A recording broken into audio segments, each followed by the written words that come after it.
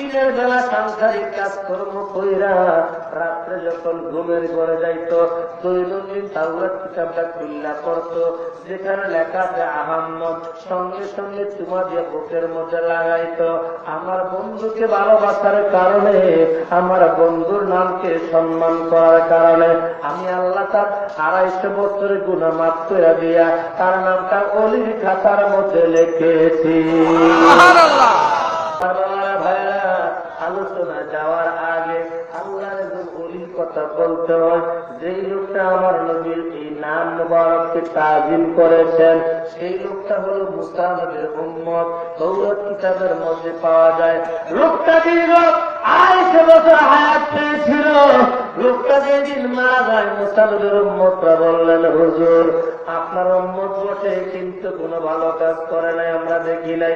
এমন কিছু লোক সমাজের মধ্যে আছে, লোক যেখানে নামাজ তারা পড়ে না, গোপন ভাবে পড়ে, কথা কোন ঠিক কিনা?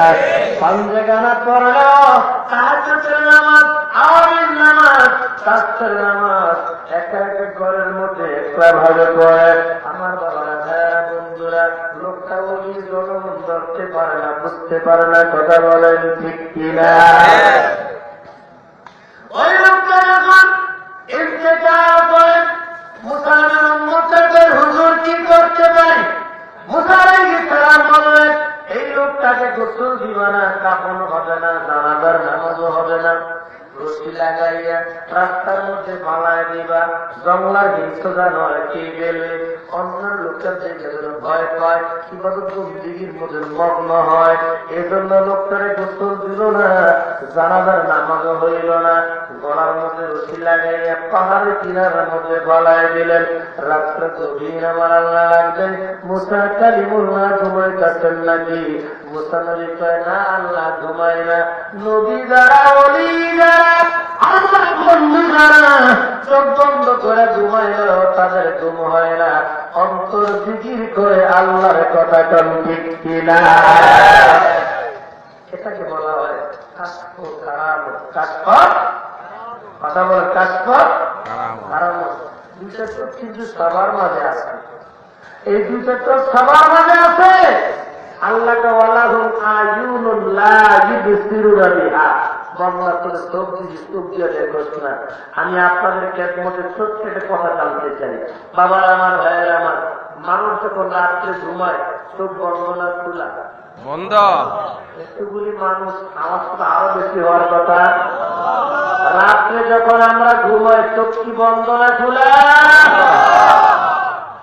রাত্রে ঘুমের পরে কি স্বপ্ন দেখেন না? দেখে। যখন দেখেন চোখটা বন্ধ, দেখেন কিভাবে? আমি আপনাদের বুঝাবার জন্য বলতেছি কথাটা। যেহেতু মাফে অলির দরবার, এখানে কিন্তু আসলে আলেমরা যা আছে কিসা কাহিনী প্রত্যেকটা কথা বুঝাবার জন্য বলা হয়, ঠিক কিনা? আমার আপনার মধ্যে অন্তরে চোখ আছে, কিন্তু পরিপূর্ণ খোলা নাই। পরিপূর্ণ কি নাই? এই বাহ্যিক চোখ যখন বন্ধ হয়ে গেল, অন্তরে চোখ দিয়ে স্বপ্ন দেখলেন, সকালে কিন্তু পরিষ্কার বলা যায়, কথা কোন ঠিক কিনা? আমার বাবা, এই চোখ দুটাকে দায়ী করে তুলতে হলে যারা এই চোখের ডাক্তার, তার কাছে যাইতে হবে। তার মানে এই নয় যে হাসপাতালে যান, এই চোখের ডাক্তার, অন্তরের চোখের ডাক্তার হলো আল্লাহর ওলিরা। কথা বলে, আল্লাহর ওলিরা কথা বলে। আসুন বন্ধুরা আমার, মুসা আলাইহিস সালাম আল্লাহ বলে, আপনি কি ঘুমায় গেলেন নাকি? মুসা নবী কয়, না আমি ঘুমাই নাই। আল্লাহ কেন আমাকে এত রাত্রে ডাকছি না? আল্লাহ রাব্বুল আলামিন বলে, মুসা কালিমুল্লাহ, আপনাদের উম্মতটা গতকাল ইন্তেকাল করেছে, তার গোসল দিলেন না, কাপড়ের কাপড় পরাইলেন না, জানাজার নামাজ পড়লেন না। কারণটা কি? মুসা নবী কয়, মাবুদ, তার মতো গুনাহগার, তার মতো নাফরমান আমার উম্মতের মধ্যে নাই। কয় কেন? ভালো কোন কাজ করে নাই, দুনিয়ার জমিনে ভালো কাজ করতে দেখি নাই, এজন্য গলার মধ্যে রশি লাগায় রাস্তার মধ্যে বাড়ায় দিয়েছি। আমার আল্লাহ একটা বলে, মুসা নবী আপনি তার আমল নামাটা দেখছেন ঠিক করেন না। আমার আল্লাহ কয় আমি তার আমল নামাটা দেখছি, তার আমলের মধ্যে জীবনের মধ্যে এমনটা ইবাদত রয়েছে, ওই ইবাদত বন্দিগির খাতিরে 250 বছরের গুনাহ মাফ করে দেওয়ার পরও দেখি আমার বান্দায় আমার কাছে আরো পাওনা থাকে। আমার আল্লাহ কয় আমার এই পাগলরায় এমন একটা কাজ করছে, তার 250 বছরের গুনাহ মাফ করার পরও দেখি আমার কাছে আরো ভাঙা আছে। চিল্লায় এখন আল্লাহু আকবার। মুসা আলাইহিস সালাম মাহবুবের কি এমন আমল সে করেছে তুমি আমারে খুলে বলো। আমার আল্লাহ বলেন না, ওই ব্যক্তির লাশ এলাকার মধ্যে আনবেন, নিজের হাতে গোসল দিবেন, কাপড়ের কাপড় পরাইয়া জানাজার নামাজ পড়বেন, তারপরে বলবো মুসা আলাইহিস সালাম সকালবেলা ওর উম্মতদেরকে নিয়ে গেলেন পাহাড়ের কিনারায় গিয়া দেখে জঙ্গল সিংহ বাঘ হিংস্র জানোয়াররা ওই লাশকে চতুর্দিকে ঘুরে ঘুরে তাওয়াফ করতেছে। মুসা নবী ডাকতে জঙ্গল জানোয়ার তোমরা মৃত ব্যক্তির লাশ পাইলে কে পেল, কিন্তু যদি তোমরা পাহাড় দিচ্ছ কারণটাকে। জঙ্গলার জানোয়ার মানুষের মতো কথা বলে, আল্লাহর পয়গম্বর আপনি কি জানেন না নবী যারা ওলি যারা তাদেরকে মাটি খাওয়া হারাম, শুধু মাটি নয় জীব জানোয়াররা পর্যন্ত ওদেরকে খাওয়া হারাম করেছে। আল্লাহ জোরে কোন সুবহানাল্লাহ। এই ব্যক্তির লাশ এখানে পড়ে আছে, আল্লাহর ওলির লাশ।